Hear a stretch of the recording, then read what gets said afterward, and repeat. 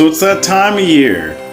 This time of year always makes you think it's Christmas time, but what is Christmas time for us fishermen? It means that it's time for us to go back out and get some flounder.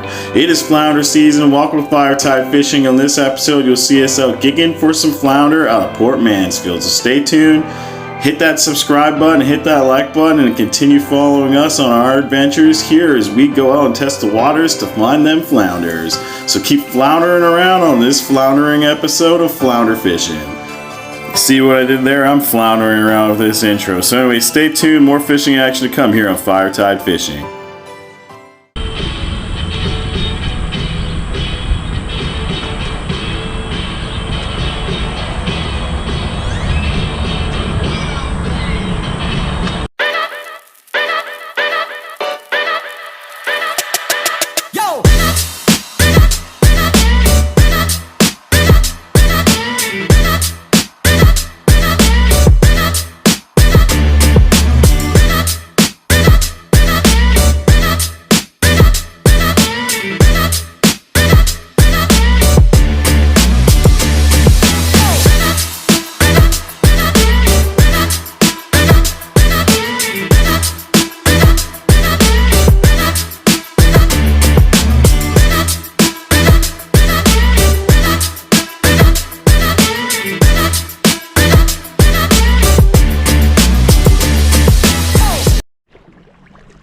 As you can see here, folks, we're in the sand ripples.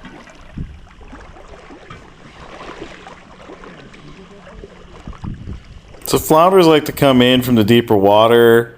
Usually at nighttime when the water cools down, they like to hang out in the mud. So you want to find areas with the sand, the silty sand slash muddy clay, and you'll find the flounders will be making beds in there. So they tend to look like a football shape, and you'll see us talk about that later on in the episode.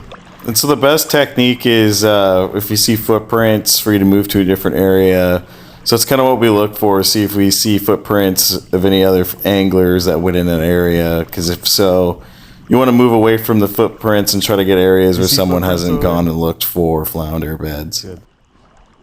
This right here, look. See that bed? Yep. Here, fishy, fishy, fishy, fishy, fishy, fishy, fishy. Looks like a deflated football. A deflated football. Roger that. Don't slow down because they're around here. I'm trying to see more beds. GoPro, it's about to get spicy. It's a little deeper over here. Yeah, I'm in a little deeper.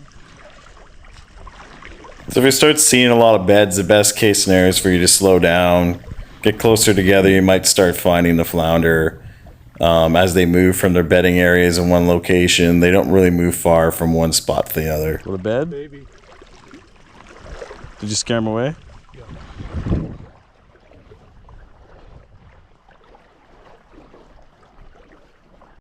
That's like 10 inches? I don't know. No, it's below 15. What do you think? Stab him and try it? Ask Oscar. Oscar? That's like a 12. That's Maybe 14. that's like you're flirting with it right there. Yeah. Huh? But So this is the conundrum. The size limit on the flounders are 15 inches. So trying to gauge that before you stab is hard to do. So that one there was 15 on the dot. So it was a legal stab. So we ended up taking that one in that previous clip. Best case scenario, bring in your buddy, get an extra viewpoint, and make a decision there. Once again, it's 15 inches and there's 5 for each person. see his eyes right there. I see some eyes. Poke him and let him swim. See him.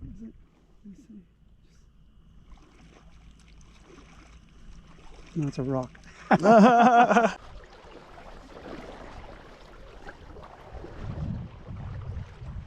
There's weeds on the bottom here. Looks like it.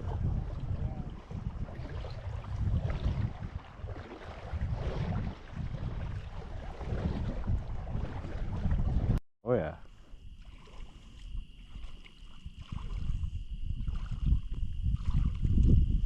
He's trying to rescue him. I got a So that's the hardest part, is once you got it gigged and you got it on the spear, is trying to get it off onto the stringer. So that's what you could see in that clip there. It was him trying to battle it onto the stringer. I thought it was a flatty, but it was a piece of garbage. A big piece of garbage.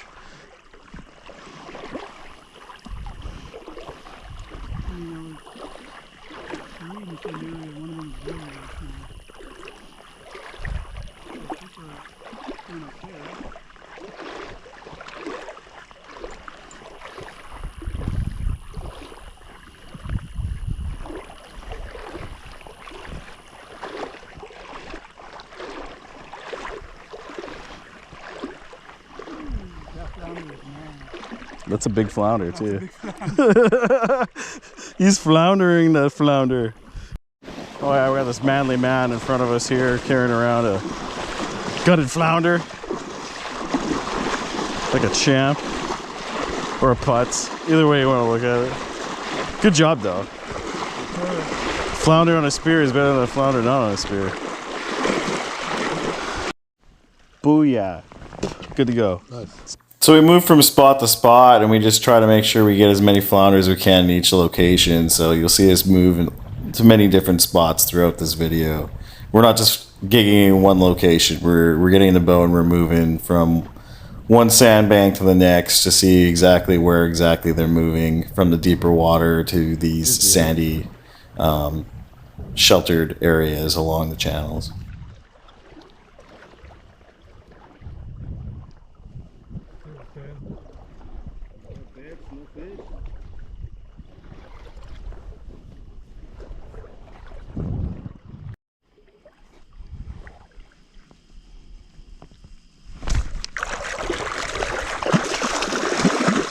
Here, walking around. Got myself a nice little flatty looking here. Look at him go. Look at him go. There's a massive bed. As I said, he's got a huge bed. That's a bed. Which way is it facing? No, Yeah. I don't know my direction. I don't know where I'm at. So does that mean they're towards shore or where are we right now? I've seen beds and footprints. So you notice here in the video we're talking about the beds and the direction they're facing. We'll let you know exactly if the fish are swimming or moving from one bed location to the next.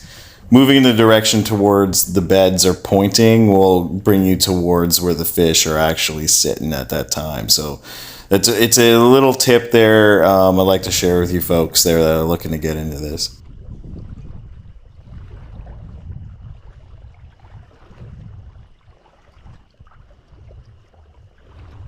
Huge bed.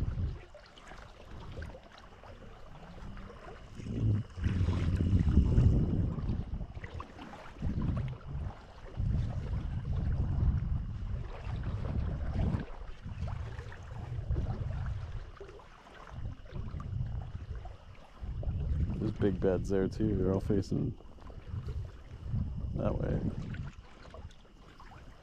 So we already turned in. Hmm? We turned into the inlet.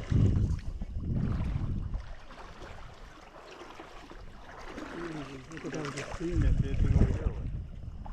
Yeah. What we got there? I thought it was a stinger because it was so big. Just grass, or is that a whole? It's a grassy hole. Hairy hole. Got yourself a hairy hole over there. Some holes got some hair in them. Big fish right there beside you. Well, It's gorgeous. The way I It's gonna make a sweet video right there. Yeah. Beautiful. Beautiful fishes. There's another one. Oh. There's another one. Just walk it in. Just walk it in. Just walk it in. Look at these ladies. You don't think there's any more kicking around here or what? Buddy, you can take a little walk around here. Well, I barely even touched the inlet. I don't know if Mark can play. I turned the inlet. I didn't see anything in the other. No. So it's important if you get a couple in one area, there's probably going to be more. Where there's one, there's more, is the saying that we tend to use. So spread out once you found a bunch. As you can see, we found a bunch in this area, so we just spread out and make sure we get some more. There's one right in front of you. That's stingrays in there. Look at this flounder bed right here. Close to the land. This flounder Bed going towards Oxford. Oh, that's a baby stingray. I see It's it. going right to you. I see it. It's going right to you. Yeah, there's a lot of beds right here. Don't walk backwards. There's a baby stingray right behind you guys. Oh, there's a big bed right here. Look at this one. Let's talk about safety. As you hear, there's stingrays. Wearing the proper footwear to make sure you don't get barbed by a stingray, and paying attention exactly if there's stingrays in the area and letting people know about it is key, as well as watching your footing where you're going. And a lot of times there's oyster beds in here, and those are sharp too, and they can put holes in your waders, and they can do a lot of damage to your feet. So working together as a unit and communicating is appropriate. Going together in a group is also a choice that you should make, and doing this alone is probably not the best case scenario for being successful or getting the most amount of potential in the area, so you can spread out and make sure you're covering the area. Doing it together as a group is the most important part of this whole process. Another boat? I said it's 5 too. I told him leave us some. He's like, we only need 15, and there's 3 of them. No, back in the, before you guys showed up, they were loading them. They're really in the box here. One shot. Yep. Beautiful. There you go. Oh, cute ladies. Gorgeous ladies. So we ended up getting about 17 flounders. So we're 3 short. We were loading up and getting out of here because the cold front was coming in at midnight. And we're trying to make sure we get back to Port All of Mansfield mine I got on safely. this round. So you have 4, So I 5. like this bait. So we got The one that you 14. picked. She said, I'm like, all right. I'm going that way. I don't want this guy to fall out.